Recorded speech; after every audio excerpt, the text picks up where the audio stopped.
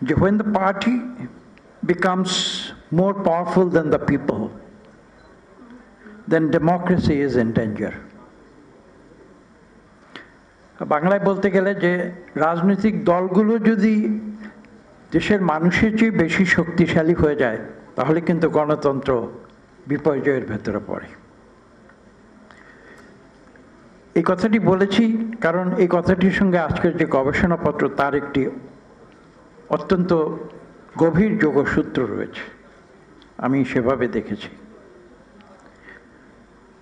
আমি কেন এই কথা বলছি সেটা কিছুক্ষণ পরে সে কথায় যাব এবং আমি সেটা ব্যাখ্যা করব। তার আগে আমি আরেকটি বিষয় আপনাদের সামনে উপস্থাপন করতে চাই, সেটা হচ্ছে এই যে এখানে একটি গবেষণাপত্র আছে, পিয়ার সিস্টেম বাংলাদেশের বেলায় প্রযোজ্য কিনা। এই কাজটি কিন্তু আমরা করেছিলাম আজকে থেকে 10 বছর আগে। এখানে একজন বক্তা বলেছেন যে পিয়ার কোনো বাংলাদেশি ইস্যু ছিল না, জনগণ কোনোদিন পিয়ার নিয়ে কথা বলেনি, কিন্তু পলিটিক্যাল সায়েন্সে যেহেতু এই বিষয়টি এসেছে, মূলত দুটি পদ্ধতি নির্বাচনে। একটা বলা হয় যে ফার্স্ট পাস্ট দ্য পোস্ট, যারা এখানে পলিটিক্যাল সায়েন্সের স্টুডেন্ট আছেন তারা জানবেন। FPTP অর্থাৎ আমরা যে প্রক্রিয়া নির্বাচন এখন করি, খুব সহজ বাংলায় বলছি, আমরা তো খেলার মাঠে যাই, বাৎসরিক স্পোর্টস হয়, সেখানে দেখি যারা দৌড় প্রতিযোগিতায় অংশগ্রহণ করেন, একটা স্টার্টিং পয়েন্ট থাকে আর একটা শেষ একটা ফিতে, লাল ফিতে দেওয়া থাকে, সেটাকে আমরা বলি পোস্ট। তো ফার্স্ট পাস দ্য পোস্ট মানে হচ্ছে আমরা যখন রেস শুরু করি, দৌড় শুরু করি প্রতিযোগিতা, সবার আগে যে লাল ফিতায় পৌঁছে তিনি কিন্তু বিজয়ী। এবং বাংলাদেশে যে পদ্ধতিতে নির্বাচন হয় সেটা কিন্তু ফার্স্ট পাস দ্য পোস্ট, অর্থাৎ যেই সবচেয়ে বেশি ভোট পান তিনি কিন্তু বিজয়ী হন। এখানে কিন্তু 50% হলো কি না হলো, এখানে কোনো ক্রমানুসারে হলো কি না হলো, কে প্রথম হয়েছে, কে দ্বিতীয় হয়েছে, কে তৃতীয় হয়েছে, কে চতুর্থ হয়েছে, কে পঞ্চম সংখ্যক ভোট পেয়েছে, সেটা কিন্তু গুরুত্বপূর্ণ নয়। এবং এটা বাংলাদেশে এই কারণেই প্রচলিত যে বাংলাদেশের যে আর্থ সামাজিক ব্যবস্থার কথা একটু আগে এখানে বিভিন্ন আলোচক তারা উল্লেখ করেছেন, আমাদের আর্থ সামাজিক অবস্থার পরিপ্রেক্ষিতে সামাজিক এবং আর্থিক এবং আমাদের কালচারাল এবং আমাদের যে মানসিক যে সাইকোলজি, সে সব কিছুর পরিপ্রেক্ষিতে সবচেয়ে সহজ যে পদ্ধতি যাতে করে আমরা মানুষের মতামতটা রাষ্ট্রীয় পর্যায়ে উন্নীত করতে পারি, সেটা হচ্ছে first pass the post, FPTP পদ্ধতি। অর্থাৎ এই পদ্ধতিতেই কিন্তু, আর এটার আরেকটা পলিটিক্যাল সায়েন্সের ভাষায় আরেকটা টার্মিনোলজি আছে, তাকে বলা হয় যে সিঙ্গল ট্রান্সফারেবল ভোট। অর্থাৎ আমি একজনকে ভোট দিচ্ছি এবং যে সর্বোচ্চ ভোট পাবে সেই বিজয়ী। এর চেয়ে সহজ ভোটিং পদ্ধতি পৃথিবীতে নেই। এবং আপনারা লক্ষ্য করেছেন যে বিশেষ যে মডেলে আমরা গণতন্ত্রটাকে প্র্যাকটিস করি বাংলাদেশে, দি ওয়েস্টমিনিস্টার, যেখানে 1000 বছর ধরে এই গণতান্ত্রিক পদ্ধতি একটা ক্রমানুসারে, যেটা আজকের বিলেতের গণতান্ত্রিক পদ্ধতিতে রূপ নিয়েছে, তা সত্ত্বেও কিন্তু সেখানে পিয়ার পদ্ধতি প্রচলিত হয়নি। আমেরিকার যুক্তরাষ্ট্রে 250 বছরের যে গণতন্ত্র, সেখানে কিন্তু পিয়ার পদ্ধতি প্রচলিত হয়নি। বিশ্বের বড় বড় যে গণতন্ত্রগুলো রয়েছে, কানাডা বলুন, অস্ট্রেলিয়া বলুন, ভারত বলুন, কোথাও কিন্তু পিয়ার পদ্ধতির প্রচলন হয়নি। সংসদ নির্বাচনে কনস্টিটিউয়েন্সির বেসিসে হয়।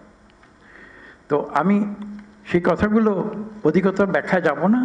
আমার মনে হয় যে আমরা গবেষণাপত্রে যা পেয়েছি এবং আমরা যা মুখে বলছি, তবে গবেষণায় স্যাম্পলিংয়ের মাধ্যমে হয়তো আরেকটি বিষয় তারা যোগ করতে পারতেন, যে যদি একটি সার্ভে করতেন যে বাংলাদেশের সাধারণ মানুষ কারা পিয়ার পদ্ধতি বোঝে। It's a highly complicated process এবং পিয়ার পদ্ধতি কিন্তু একরকম নয়, অন্তত 10, 15, 20 রকমের পিয়ার পদ্ধতি আছে এবং মিক্সড পদ্ধতি আছে, যেখানে পিয়ারও চলে, FPTP আমরা যেটা করি ফার্স্ট পাস দ্য পোস্ট, সেই পদ্ধতি, উভয় পদ্ধতিতে কিন্তু নির্বাচন হয়ে থাকে। কাজে তারা যদি এর সঙ্গে একটি বিষয় যোগ করতেন যে একটি সার্ভেও থাকতো যে বাংলাদেশে সাধারণ মানুষ, তৃণমূলের মানুষ একটি রিপ্রেজেন্টেটিভ স্যাম্পল নিয়ে যে কারা পিয়ার পদ্ধতি চায় এবং কারা এখনকার প্রচলিত পদ্ধতি চায়, তাহলে কিন্তু আমার মনে হয় এই গবেষণাপত্রটি আরও বেশি জোরদার হতো এবং আরও শক্তিশালী হতো এবং আমরা দেশের মানুষের মতামত আরও স্পষ্টভাবে জানতে পারতাম। এতে গেল পিয়ার পদ্ধতির কথা। দেখুন, এইখানে 26টি দেশের কথা বলা হয়েছে গবেষণাপত্রে, যেখানে ইন্টারিম গভর্নমেন্ট হয়েছে। আমি যদি বলি একটু যোগ করি, এটা যদি 27 হলে আরও ভালো হতো, কারণ সেই 26টির তালিকায় কিন্তু আমি বাংলাদেশের নাম দেখিনি। বাংলাদেশেও কিন্তু ইন্টারিম গভর্নমেন্ট হয়েছিল এবং আজকে থেকে প্রায় 35 বছর আগে। কাজে সেই উদাহরণটাও কিন্তু এর সঙ্গে যুক্ত হলে এই গবেষণাপত্রটি আরও শক্তিশালী হতো। এবং এখানে একজন বক্তা ইতিমধ্যে বলে গিয়েছেন চমৎকারভাবে যে সেই ইন্টারিম গভর্নমেন্টের মেয়াদ ছিল কিন্তু মাত্র 3 মাস। এখানে দেখুন 1-2 তালিকায় দেখুন 1-2-3 নম্বরে যে দেশটি আছে সেটা 3 মাস। কাজে বাংলাদেশ সেখানে সেই তালিকায় 3 নম্বরে আসত। 3 মাস এবং 3 মাসের মাথায় যে নির্বাচনটি হয়েছিল, আপনারা অনেকে ভুলে গিয়েছিলেন, হয়তো ভুলে গিয়েছেন। আমি আপনাদের স্মরণ করিয়ে দিতে চাই, আজকে থেকে 35 বছর আগের কথা। সেই 3 মাসের ইন্টারিম গভর্নমেন্ট, আমরা তখন কেয়ারটেকার শব্দটা ব্যবহার করেছিলাম, সেই 3 মাসের কেয়ারটেকার গভর্নমেন্টও কিন্তু একাধিক সংস্কার কমিশন তারা সৃষ্টি করেছিলেন এবং তারা রিপোর্ট দিয়েছিলেন। কিন্তু সেই রিপোর্ট নিয়ে দেন দরবার হয়নি। সেই রিপোর্ট নিয়ে দিনের পর দিন ধরে, মাসের পর মাস ধরে কোনো বিতর্ক বা আলোচনা হয়নি, কারণ তাদের উদ্দেশ্য ছিল ভিন্ন। তখনকার সেই 3 মাসের কেয়ারটেকার সরকার বলেছিলেন যে আমরা এই সংস্কার কমিশনগুলোর রিপোর্ট, যেটা নির্বাচিত সরকার আগামীতে আসবে তাদের বিবেচনার জন্য রেখে যাচ্ছি। কেননা আসলে আপনার যদি মৌলিক প্রশ্নে ফিরে যায়, এই দেশের সংস্কার করার যে আসল অধিকার সেটা কিন্তু একটা নির্বাচিত সরকারেরই আছে। একটা অনির্বাচিত সরকার বাংলাদেশে যেটা আছে, এটা একটা বিশেষ অবস্থার পরিপ্রেক্ষিতে এসেছে, এটা আমাদের মানতে হবে। এখানে আপনারা জানেন যে কোন অবস্থার প্রেক্ষিতে আজকের এই সরকারটি সৃষ্টি হয়েছিল। ডকট্রিন অফ নেসেসিটি আমরা যেটাকে বলি আইনের ভাষায়। কাজেই তারা সেই কাজগুলো তারা করবে যেগুলো অত্যাবশ্যকীয়, নেসেসিটি যেটাকে বলা হয়, সেই নেসেসিটির প্রয়োজনে যা যা করা প্রয়োজন সেগুলো তারা করবে। কাজে আমাদের নিজের দেশে 26টি দেশে যাওয়ার দরকার নাই, আমাদের নিজের দেশে যে উদাহরণটি রয়েছে সেটি আমরা দেখি না কেন। তারা তো 3 মাসের ভিতরে প্রয়োজনীয় যা যা করার করে একটি সুষ্ঠু নিরপেক্ষ নির্বাচন দিয়েছিলেন এবং এমন একটি নির্বাচন দিয়েছিলেন যা বাংলাদেশের 54 বছরের ইতিহাসে আজও আপনি জিজ্ঞাসা করুন একজন নিরপেক্ষভাবে উত্তর দেবে যে বাংলাদেশের সবচেয়ে ভালো নির্বাচন কিন্তু 91 সালের নির্বাচন ছিল। কাজেই এইটা নিয়ে দ্বিমত করার খুব একটা সুযোগ যে আছে তা না। এবং জনাব মাহবুবুল্লাহ সাহেব অনেক কথা বলেছেন এবং তিনি চমৎকারভাবে বলেছেন যে তিনি সরকারের সমালোচনা যাবেন না, এবং সরকারের সমালোচনা যাবার কোনো দরকারও নেই। আর এখানে আমাদের মাসুদ কামাল সাহেব তিনি বিএনপিকে অভিযুক্ত করেছেন যে কেন আমরা ফেব্রুয়ারির কথা বললাম, কেন আমরা ডিসেম্বরের কথা বললাম, অক্টোবরে কেন বললাম না, এবং অত্যন্ত যুক্তিসঙ্গত প্রশ্ন। কাজে সেটার উত্তর দিতে হবে এই কারণে যে একজন রাজনীতিক কিন্তু অনেক কঠিন অবস্থায় জীবনযাপন করে। একজন সাংবাদিক তার যে কর্মপদ্ধতি, একজন ইঞ্জিনিয়ার তার যে কর্মপদ্ধতি, একজন ডাক্তার এখানে মঞ্চে বসা আছেন তাদের যে কর্মপদ্ধতি, একজন শিক্ষক তার যে কর্মপদ্ধতি, একজন আইনজীবী তার যে কর্মপদ্ধতি, তার এই সব কিছু মিলিয়ে কিন্তু রাজনীতিকে কাজ করতে হয়। অনেক ভিউ পয়েন্ট সমন্বয় করে একসঙ্গে কাজ করতে হয়। এবং সেখানে আমি একটি কোটেশন দিয়ে মাসুদ কামাল সাহেবের প্রশ্নের উত্তর দেব। কোটেশনটা হচ্ছে অনেক পুরনো বিলাতে বিখ্যাত পার্লামেন্টারিয়ান, তিনি বলেছিলেন when a politician says yes, it means maybe. When a politician says maybe, it means no.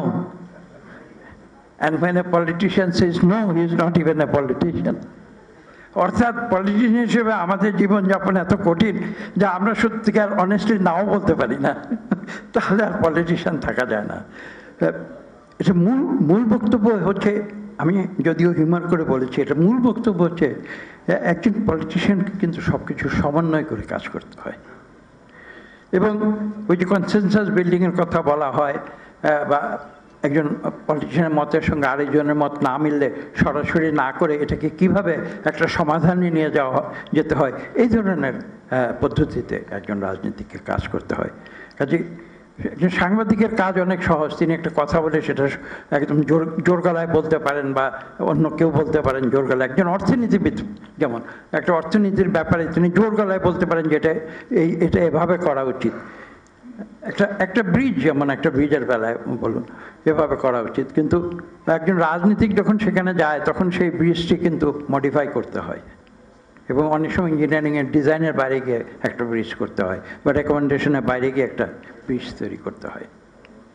তো কাজে এই পরিস্থিতির ভিতর দিয়ে আমরা কাজ করে যাচ্ছি। আমি বক্তব্য দীর্ঘ করব না, মূল কথাটি আমি কিন্তু অলরেডি বলে ফেলেছি। যে কথাটি আমি এখানে বলবো, যেটা দিয়ে শুরু করেছিলাম, আমি সেই কথা আবার ফিরে আসছি। যে আমি কেন বলেছি যে যদি পার্টি, যদি রাজনৈতিক দল যদি জনগণের চেয়ে বেশি শক্তিশালী হয়ে যায়, তাহলে সেটা গণতন্ত্রের জন্য বিপজ্জনক। এই কথাটি আমি কেন বলেছি? কথাটি বলেছি যে আপনারা যদি পিআর পদ্ধতির গভীরে যান, তাহলে কিন্তু আপনারা দেখতে পাবেন যে সেখানে মানুষ কিন্তু সত্যিকার অর্থে একটি দলকে ভোট দিচ্ছে, কোনো ব্যক্তিকে ভোট দিচ্ছে না। তো বাংলাদেশের মানুষের যে সাইকোলজি, মানুষকে জবাবদিহি করতে চায়, মানুষকে প্রশ্ন করতে চায়,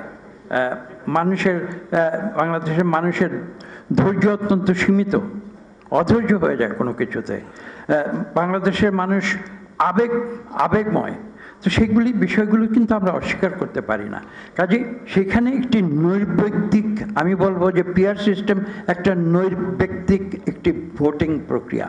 কাজে এইটা বাংলাদেশের মানুষের যে গতি প্রকৃতি, চরিত্র এবং যে সাইকোলজি, তার সঙ্গে কিন্তু কখনো খাপ খাবে না। এবং সেই কারণেই মানুষ একজন নৈর্ব্যক্তিক দলকে, রাজনৈতিক দলকে ভোট দেবে, এটা সত্য, দলকে দেবে, কিন্তু পাশাপাশি তারা কিন্তু জানতে চায় যে আমার নির্বাচনী এলাকায় কাকে আমি দায়ী করব। বাংলাদেশের মানুষ কিন্তু আজকে আমাকে ভোট দেবে, কাল কিন্তু আমাকে দায়ী করবে। আমি যদি তার সঠিক যে এক্সপেকটেশন, তার যে প্রত্যাশা, সেটা যদি আমি পূরণ না করি, তখন আমাকে দায়ী করবে ব্যক্তি হিসেবে। এবং এইটা কিন্তু এইভাবেই আমরা রাজনীতি করে এসেছি। কাজেই আজকে এই বিষয়টি নিয়ে, নিশ্চয়ই এই বিষয়টি নিয়ে ডিবেট হবে, আলোচনা হবে। তবে বাংলাদেশের যে বর্তমান প্রেক্ষিত এবং আমরা বিশ্বের যে দেশগুলো, সেই দেশগুলোর যে প্রেক্ষিত আমরা দেখেছি। আমি যখন এই কথাগুলো বলি, অনেকে আমাকে বলেন যে পৃথিবীর তো আরও 40টা না 50টা দেশে, বিভিন্ন দেশে পিআর পদ্ধতিতে নির্বাচন হচ্ছে। তখন আমার উত্তর হচ্ছে এই, যেটা আমি বলেছি, যে ওই 30-40টি দেশের প্রেক্ষিত আর বাংলাদেশের প্রেক্ষিত কিন্তু এক নয়। যে কারণে এখানে এই পিআর পদ্ধতি একটা ডিবেট আজকে কতটা প্রাসঙ্গিক, সেটা নিয়ে কিন্তু প্রশ্ন উঠতে পারে। আরেকটি কথা উঠেছে, এই গণতান্ত্রিক সরকার, যত 3টি অংশ আছে আজকের আলোচনা। একটা হচ্ছে গণতন্ত্র উত্তরণ। তো সেই বিষয়টা বলছি যে এই যে একটি গণতান্ত্রিক সরকারে যাবার বাংলাদেশের মানুষের যে ইচ্ছে, সেই ইচ্ছেটা পূরণ করার বিষয়ে যত বিলম্ব হবে তত সমস্যা দেখা দেবে। ইতিমধ্যে সমস্যা দেখা গিয়েছে। ববি আজহার সাহেব ছিলেন, তিনি চলে গেছেন, তিনি প্রধান উপদেষ্টার সঙ্গে তার বক্তব্যের কিছু বিবরণ দিয়েছেন। আমি ছোট্ট একটি বিবরণ দিই আমার নিজের অভিজ্ঞতা থেকে। প্রধান উপদেষ্টাকে আমি আজকে থেকে কিছুদিন আগে বলেছিলাম, এই যে নৈরাজ্য, এই যে মব রুল আপনারা বলছেন, এই যে আইন শৃঙ্খলার অবনতি বলছেন, আমি প্রধান উপদেষ্টাকে স্পষ্ট ভাষায় বলেছিলাম, আপনি আজকে নির্বাচনের তারিখ ঘোষণা দিন, দেখবেন যে আগামীকাল থেকে বাংলাদেশে এই নৈরাজ্য ক্রমশ অপসৃত হয়ে যাবে। কারণ যে বাংলাদেশের মানুষের সাইকোলজিটা তো আমরা জানি। আমরা এই যে নির্বাচন তো বাংলাদেশ একটি উৎসবের মতো ছিল, আমরা কি দেখিনি সেই উৎসব? 91-র কথা আমি একটু আগে বলেছি, তখন কি উৎসবের মতো ছিল না? তো কাজেই আমি যখন প্রথম রাজনীতিতে আসি 91 সালে, আমি প্রায় 100 উপদেষ্টা, আমার নিজের উপদেষ্টা, তাদের সঙ্গে আলাপ করেছিলাম। এবং তাদের মধ্যে আমাকে কয়েকজন নিষেধ করেছিল যে এই সন্ত্রাসময় পরিস্থিতি, 80-র দশকের কথা বলছি, এই সন্ত্রাসময় রাজনীতির মধ্যে যাওয়া যে আর এত বড় কোনো বোকামি আর হয় না, এই কথা আমাকে বলেছিলেন অত্যন্ত জ্ঞানীগুণী লোকেরা। কিন্তু আশ্চর্যের বিষয়, সেদিনের জাস্টিস শাহাবুদ্দিনের কেয়ারটেকার সরকার নির্বাচন ঘোষণা করার পরে এরকম কোনো দৃশ্যমান কোনো সংঘাত আমরা কিন্তু দেখতে পাইনি। এই কারণে যে বাংলাদেশের মানুষ যখন একবার নির্বাচনে ঝুঁকে পড়ে, তখন কিন্তু অন্য কিছুতে যাওয়ার সুযোগ তাদের থাকে না। ঠিক আমি এখনো এটা বিশ্বাস করি যে যদি সত্যি 5 তারিখে নির্বাচনের তারিখ ঘোষিত হয়, সেটা কি ডিসেম্বরে হলো বা অক্টোবরে হলো বা ফেব্রুয়ারিতে হলো, আমি সেটা নিয়ে খুব একটা চিন্তিত নই। মনে করি না যে এটা খুব বড় একটা সমস্যা। যদি কোনো অহেতুক বিলম্ব না হয় এবং নির্বাচন তারিখ যাতে ঘোষিত হয়। আজকে আমরা যে বিষয়গুলো, যে সার্বিক সমাজের যে পরিস্থিতিগুলো নিয়ে যে আমরা চিন্তা ভাবনা করছি, আমরা যে শঙ্কিত হচ্ছি, এই যে নৈরাজ্য যেটা বললাম, আইন শৃঙ্খলার যে পরিস্থিতি সেটা বললাম, এই যে বিভিন্ন পরিস্থিতি আজকে সৃষ্টি হচ্ছে, আমার বিশ্বাস, আমার দৃঢ় বিশ্বাস যে নির্বাচনের তারিখ ঘোষণার সঙ্গে সঙ্গে বাংলাদেশের সমাজ, বাংলাদেশের যে সার্বিক পরিস্থিতি, সেটা একটা নিয়ম শৃঙ্খলার ভিতরে ফিরে আসবে এবং মানুষ তাদের গণতান্ত্রিক যে গণতান্ত্রিক অধিকার প্রতিষ্ঠার জন্য আজকে থেকে 1 বছর আগে ছাত্র জনতা বিদ্রোহ করেছিল। আমি বিদ্রোহ শব্দটি ব্যবহার করব। অনেকে, আমরা জানি না সঠিক কোনটা শব্দ, বিদ্রোহ, বিপ্লব বা কোনটা কি হবে না হবে, আমি বিদ্রোহ শব্দটাই ব্যবহার করেছি। তারা কিন্তু দীর্ঘ 15 বছরের যে পুঞ্জীভূত যে ক্ষোভ, তার বিরুদ্ধে আমি বিশ্বাস করি বিদ্রোহ ঘোষণা করেছিল।